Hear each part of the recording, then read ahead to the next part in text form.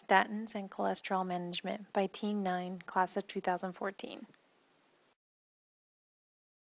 We will be covering the cell and molecular biology of cholesterol synthesis and going into the different drug targets for hypercholesterolemia and specifically the drug class statins. Regarding statins, we will be discussing their mechanism of action, indication, pharmacokinetics, metabolism, and precautions.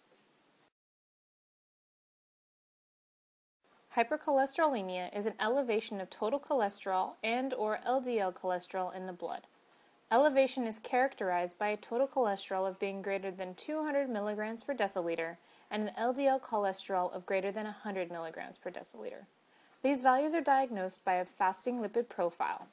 For the general population, there is a serum total cholesterol, an LDL cholesterol, triglyceride, and apolipoprotein B concentrations of being greater than 90th percentile, and an HDL cholesterol or apolipoprotein A1 concentrations of being below the 10th percentile.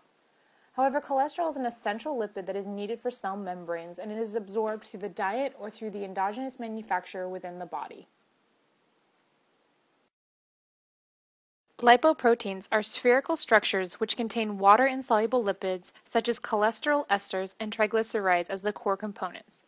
These are divided into 5 major classes of chylomicrons, very low-density lipoproteins, intermediate-density lipoproteins, low-density lipoproteins, and high-density lipoproteins. The protein component of lipoproteins are called apoproteins, and they are essential for the structure and the function of the lipid proteins. There are 2 main pathways of cholesterol, being the exogenous pathway, which is the transport of chylomicron particles and their remnants, and the endogenous pathway, which is cholesterol and triglycerides being produced within the body. When the liver thinks that there is excess fat not in the body, it then is programmed to make its own cholesterol and fats. This is where triglycerides come in.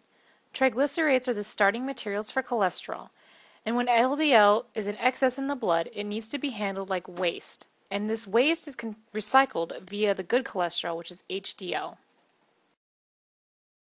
For cholesterol management, there are several drug targets that are to treat hypercholesterolemia, such as statins, which are HMG-CoA reductase inhibitors, nicotinic acid, an example being niaspan. These inhibit the hepatic VLDL secretion and decrease the VLDL and LDL plasma levels. They also inhibit lipolysis, which decreases the free fatty acids that are released. Also, there are cholesterol absorption inhibitors such as ezetimibe B, which inhibit the absorption of dietary cholesterol and inhibit the ABC transporters of intestinal absorptive cells. There are also fibric acids, which are triglyceride reducers like Tricor. These cause VLDL catabolism, inhibiting VLDL synthesis. They also increase the HDL levels in the blood. A final category are bile acid sequestrants such as cholestyramine.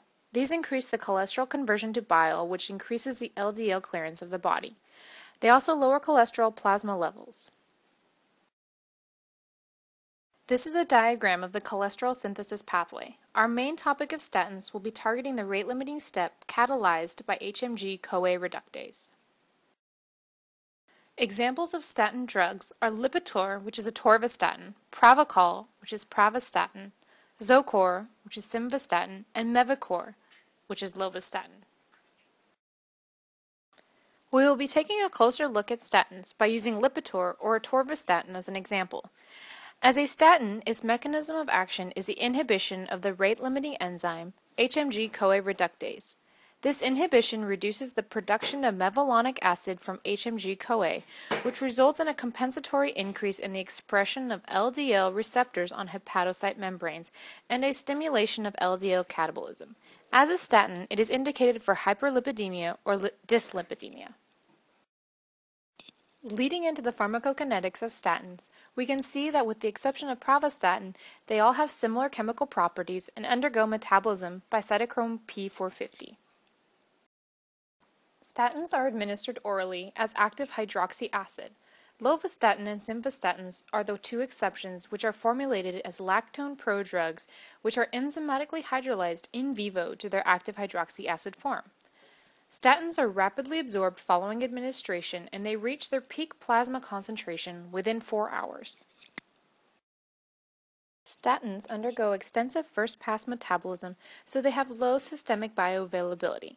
However, because the liver is the target organ of statins, efficient first-pass uptake may be of more importance for their therapeutic effect than high systemic bioavailability. In the liver, statins are predominantly metabolized by cytochrome P450 3A4 isoenzyme. 3A4 is a major metabolic isoenzyme, therefore statins are likely to produce muscle toxicity from the interactions with other drugs which inhibit this isoform. Elimination of statins is rapid, with metabolism being the main elimination route. They undergo enterohepatic circulation and are recovered mainly in feces via bile, with again pravastatin being the one exception, which is eliminated by renal excretion and also metabolism. As was mentioned earlier, cytochrome P450-3A is a major metabolic isoenzyme. Therefore, there are many precautions when taking statins. Some of the most potent inhibitors of 3A4 are cimetidine, the azole antifungals such as ketoconazole, itraconazole, and fluconazole. Also, clarithromycin, erythromycin, amiodarone, and grapefruit juice are inhibitors. Cytochrome P450-3A inducers are rifampin, carbamazepine, ritonavir, and St. John's wort, to name a few. Statins are classified as FDA pregnancy category X and are therefore contraindicated for use in pregnant women. Cholesterol and other products of cholesterol biosynthesis are very important for fetal development, which include the synthesis of steroids and cell membranes. And these statins will decrease the cholesterol synthesis, potentially causing fetal harm. And they should be administered only to females of childbearing age when such patients are highly unlikely to conceive and have been informed of the potential hazards. Statins are also contraindicated for women who are breastfeeding. Because statins will decrease cholesterol synthesis, the drug may interfere with infant development after it has passed through the breast milk.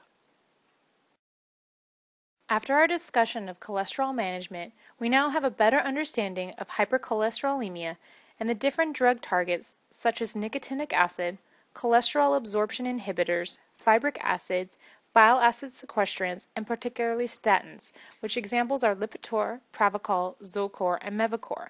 We also now have a general understanding of how those statins work via their mechanism of action, pharmacokinetics, and how it all ties in to help reduce high cholesterol levels within the body.